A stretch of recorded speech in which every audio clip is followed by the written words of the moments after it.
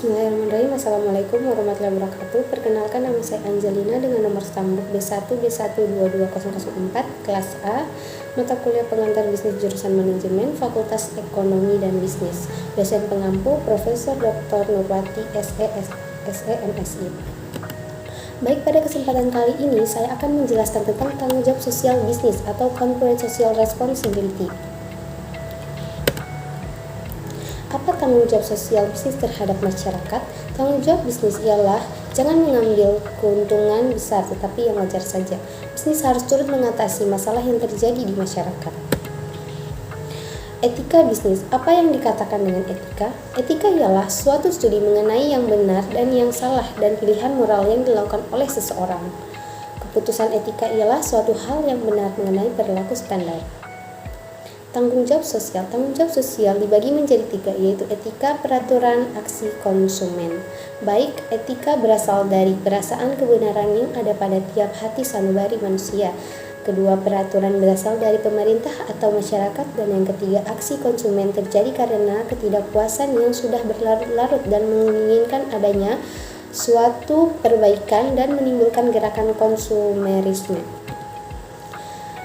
Etika dalam berinteraksi. Etika dalam berinteraksi bisa kita lihat ada beberapa etika, yaitu yang pertama interaksi dengan konsumen. Perusahaan banyak berhubungan dengan konsumen melalui bagian marketing.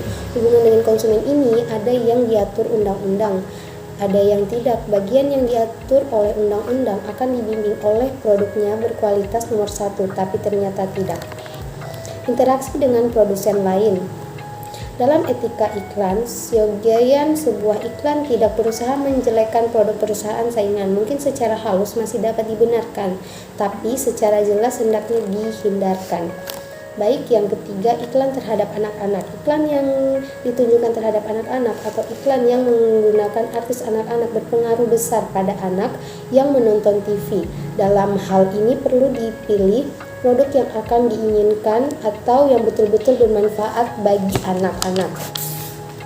Yang keempat, iklan jasa profesional. Iklan jasa profesional memasang iklan di media seperti iklan dokter istimewa rumah sakit nomor 1 dengan perawatan-perawatan yang cekatan dan ramah. 5. Iklan rokok minuman yang memabukkan, yaitu di Amerika iklan rokok di TV sudah dilarang sejak tahun 1971. Di negara kita masih ada iklan rokok di TV, tapi sudah mulai dibatasi bentuk iklannya.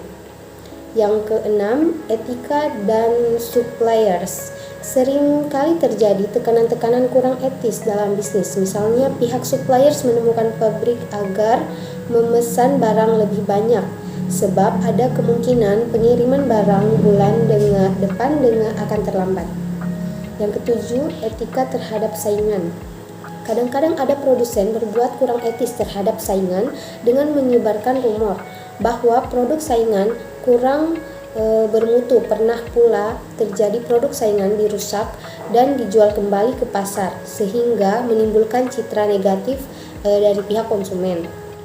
Yang kedelapan, etika berhubungan dengan karyawan. Di dalam perusahaan ada aturan-aturan dan batasan-batasan etika yang mengatur hubungan atasan atau bawahan. Atasan harus ramah dan menghormati hak-hak bawahan. Karyawan diberi kesempatan naik pangkat, memperoleh penghargaan dan sebagainya. Kesembilan, etika dalam hubungan dengan publik. Hubungan dengan publik harus dijaga sebaik mungkin agar semua terpeliharaan hubungan harmonis. Hubungan dengan publik ini menyangkut pemeliharaan ekologi, lingkungan hidup. Hal ini meliputi konservasi alam, daur ulang, dan polusi. Baik, yang berikutnya kita masuk ke masalah polusi.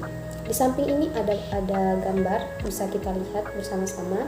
Ini ditimbulkan oleh kegiatan proses produksi karena akibat asap, ampas atau zat kimia yang dihasilkan oleh pabrik yang dibuang ke alam terbuka.